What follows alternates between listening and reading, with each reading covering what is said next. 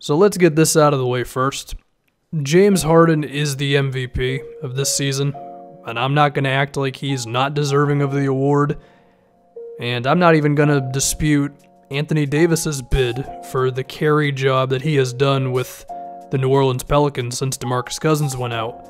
And there's of course the two-headed monster in Golden State of Steph Curry and Kevin Durant, and there are other names that we could list off as well. The point of this video is to say that Damian Lillard deserves to be in that conversation. I think he's been one of the 10 best players in the league this year, and he definitely deserves to be one of the top votes for MVP, and in a typical NBA season, the way that he has ascended these Portland Trailblazers to one of the top 4 teams in the West may have earned him the MVP if it wasn't for James Harden and Anthony Davis having incredible seasons. Lillard really is the total package of an offensive player. For one, he's just an excellent three-point shooter, so the defense always has to be worried about him the moment he crosses half court, really, as he makes over 3 of those a game. He also attempts about 7 free throws a game, which means he's just constantly attacking the basket, beating defenders off the dribble in pick and rolls and isolations all the time. And he's just the great combination of athleticism, as his bursts of speed and verticality towards the basket can leave a lot of defenders looking pretty bad and embarrassed sometimes, as well as craftiness. And he's had a lot of huge performances this year. He's had a 50-point game, he's had a couple 40-point games, he has had over 20 games of at least 30 points. And remember, the season is not over yet. The Blazers kind of need him to do all this, because if we start looking at just the team around him, there's not a whole lot of talent. Besides CJ, there is no one else on this team who can really give Dame a lot of support in terms of carrying an offense. And I think where we really see this is in the on-off numbers for this team. As basically, when Damian Lillard is in the game, the Portland Trail Blazers have been around a top 10 offense basically all year. When Lillard is not in the game, they've been bottom tier offensively, at points in the season, even like Sacramento Kings levels of offense. CJ is a very good player, but they've just really had a tough time without Lillard in the lineup. And they did acquire Nurkic, and he helped them out towards the second half of last season offensively. I think this year he's been a way better defensive player. To his credit, he's been turning it on a little bit lately. And then when you get past those two, you're looking at between Shabazz Napier, Al-Farouq Aminu, Mo Harkless, Pat Connaughton, Evan Turner, Zach Collins, Ed Davis. There's just not a whole lot of gifted offensive players here. I mean, the fact that Aminu is shooting well from 3 this season has been great for them, and Mo Harkless has had moments here and there, but I mean, Portland's been towards the lower tier offensively, and they've been creeping up lately, a lot of that because of Lillard.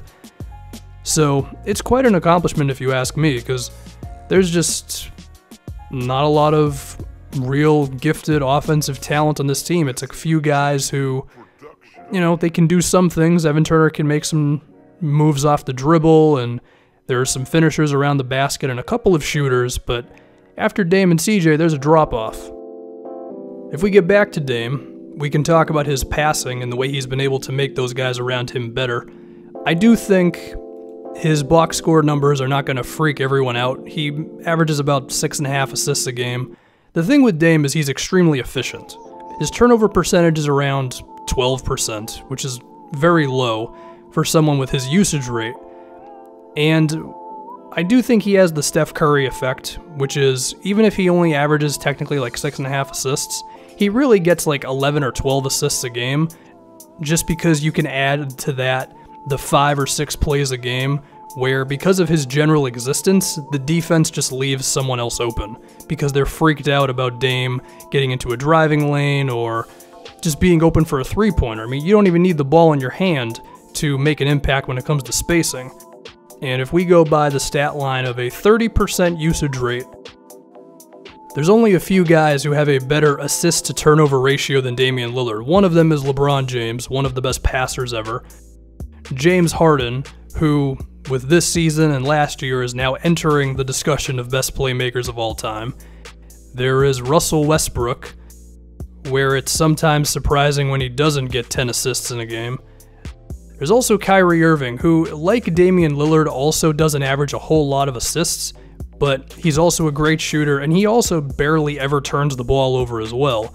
And then the guy who actually has the best assist-to-turnover ratio in this category is actually Dennis Schroeder, which surprised me a little bit. But that's it. Those are the only guys in the NBA this season who have a 30% usage rate and have a better assist-to-turnover ratio than Damian Lillard.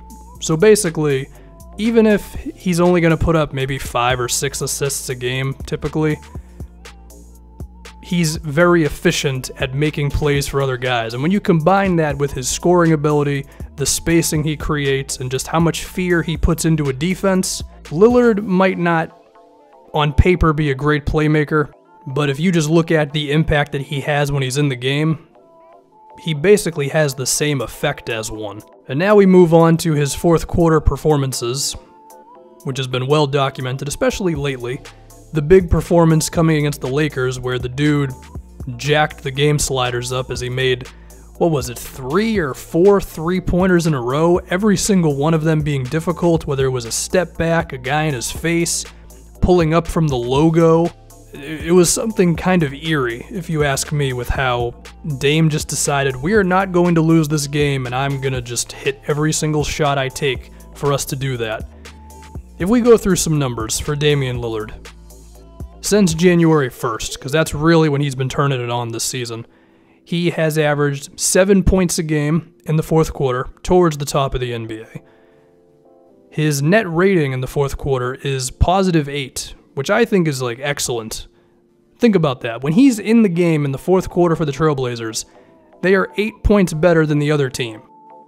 That sounds pretty damn impressive if you ask me.